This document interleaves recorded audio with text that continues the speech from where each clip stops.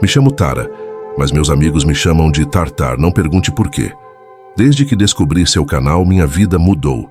Ele me deu coragem para compartilhar minha experiência com as pessoas ao meu redor.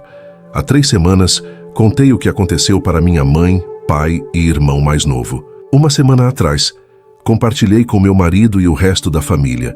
Recebi muitos olhares, mas, no geral, todos pareceram ser solidários. Às vezes, chego a me perguntar se eles acreditaram em mim ou se atribuíram tudo à depressão pós-parto criada pela minha mente. Não sei se é o caso, mas é muito bom tirar isso do peito.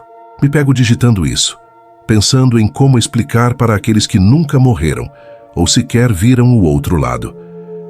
Então, vou começar do início e seguir por aí.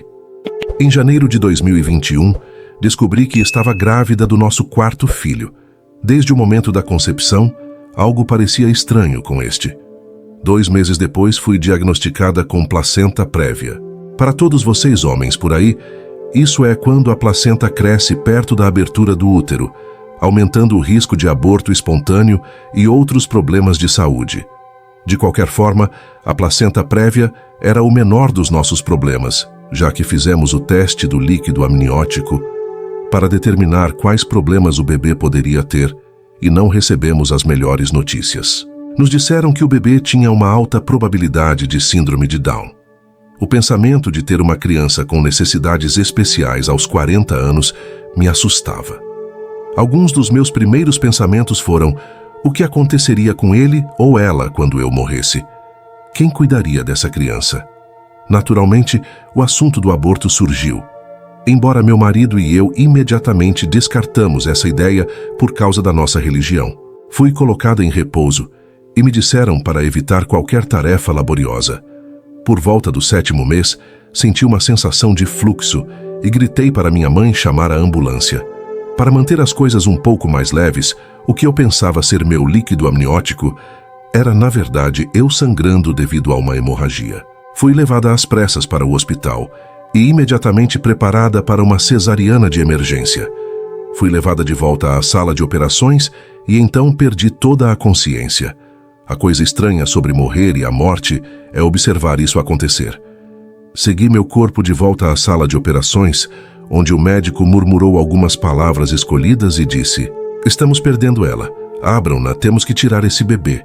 Depois podemos nos preocupar com medidas para salvar a vida da mãe." Assisti enquanto me cortavam e tiravam meu filho prematuro. Lembro-me de ouvir o médico dizer que não sabia se o bebê sobreviveria e para começar as medidas de salvamento em mim. Enquanto eles estavam costurando minha cesariana, uma enfermeira estava fazendo massagem cardíaca em mim e a outra me dando oxigênio. Eu observava tudo isso com puro espanto. A última coisa que lembro do médico dizendo foi que precisavam me chocar. Foi nesse momento que fui imediatamente puxada para cima a uma velocidade que descreverei como caindo de um penhasco para cima. Você se lembra de como parece cair rápido quando está em um sonho? Bem, parece essa velocidade, mas só subindo. Comecei a ir mais rápido e mais rápido até parar abruptamente. "Bem-vinda, Tara. Estávamos esperando por você", ouvi uma voz na minha cabeça. Olhando ao redor, meus olhos começaram a ficar menos nublados e pude ver onde estava. Em uma cidade bonita como cristal, uma que nenhum conto de fadas pode se comparar. Ouvi a voz novamente. "Bem-vinda ao lar, Tara. Estávamos esperando por você." Olhei ao redor até ver quem estava falando. O homem que vi não era o mais bonito, mas também não era feio. Tinha uma barba marrom, olhos castanhos e o sorriso mais bonito que já vi. Sua pele era meio oliva, como o bronzeado que você veria em um surfista. Ele usava uma túnica e em volta da cintura, um cinturão dourado. Eu não pude deixar de ficar hipnotizada. "Você estava me esperando?" "Sim", respondeu o homem. "Mas por que eu?" "Tara, você completou sua missão. É hora de voltar para casa", disse a voz gentilmente. Não é minha hora. Acabei de ter um bebê, lembro de tudo. Preciso estar lá para o meu bebê", disse, ficando mais ansiosa. Não importava que este lugar me trouxesse paz, alegria e nenhum sofrimento. Eu queria voltar para meus filhos. Eu sabia no fundo que eles precisavam de mim e nada iria me impedir de voltar para eles. Por que você deseja tanto voltar? Perguntou o homem como se estivesse confuso por eu não querer ficar. Preciso estar lá para meus bebês. Meus bebês precisam de mim. Tenho que voltar. Por favor, deixe-me voltar, implorei. Você tem todos os seus entes queridos aqui para você. Está disposta a abrir mão de tudo isso? Ele perguntou. Estou, eu disse. Ele sorriu ao dizer que eu era a primeira alma a implorar para voltar, em vez de implorar para ficar. Depois de muito pensar, ele finalmente disse: seu corpo não está pronto para você voltar. Se você voltar agora, esse corpo morrerá e você não poderá retornar. Caminhe comigo, disse, estendendo a mão. Segurei a mão dele e começamos a caminhar juntos. O amor em seu toque me fez repensar minha decisão de querer voltar. Enquanto andávamos pelas ruas da cidade de Cristal, comecei a ver minha vida se desenrolando diante dos meus olhos. Ouvi experiências de quase morte o suficiente para saber que isso era uma revisão da vida, mas a minha foi bem diferente. Não vi uma tela ou dispositivo de reprodução de vídeo. Em vez disso, vi o que chamarei de imagens da alma. Vi-me nascendo da boca de Deus. Fui soprada para a existência. Depois, vi-me implorando a Deus para me enviar à terra para estar com os pais que escolhi. Vou pular as partes chatas, mas vi-me me casando com meu marido e nossos filhos nascendo. Vi minha morte novamente na mesa de cirurgia. Não sei se é porque a alma é tão pura aqui, mas quando a revisão da vida terminou, me vi segurando esse homem e chorando. Está tudo bem, ele disse enquanto me segurava. Isso acontece com todos quando revivem sua vida da perspectiva de meu pai. Claro, murmurei.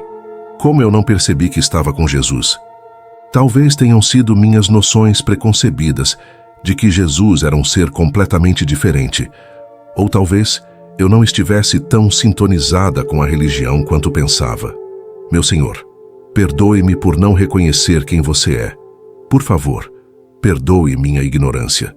Ele me assegurou que não havia necessidade de eu estar implorando por perdão, e então me disse que isso é o que me espera quando eu voltar.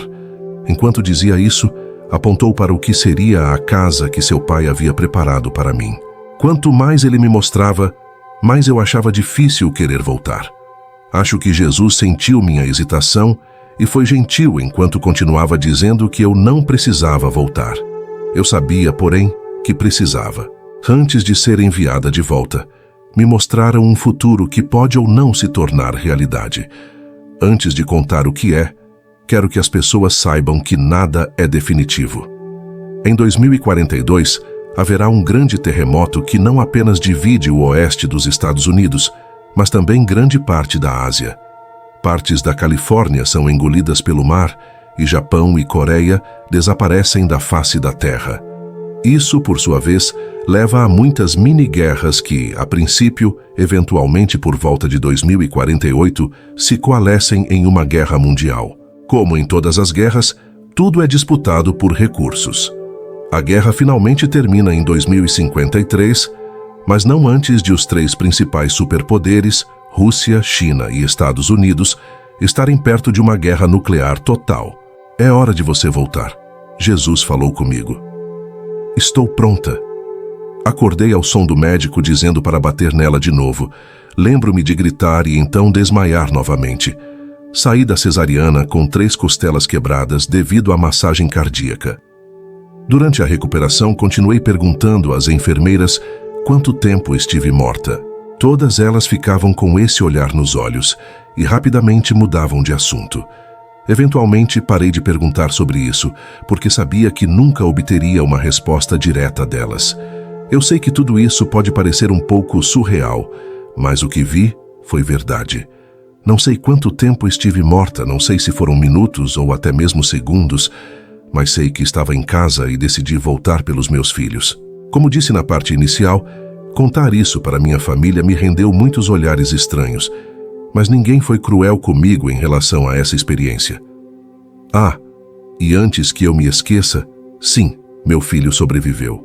Ele não apresenta sinais de síndrome de Down, ou qualquer problema por ter nascido quase 2 meses antes do previsto. Deus é maravilhoso o tempo todo, mesmo quando não pedimos que Ele seja. Cuide-se, e obrigada por lerem isso. Obrigado, Tara, por compartilhar sua experiência. Fico feliz que seu bebê tenha passado sem problemas de saúde.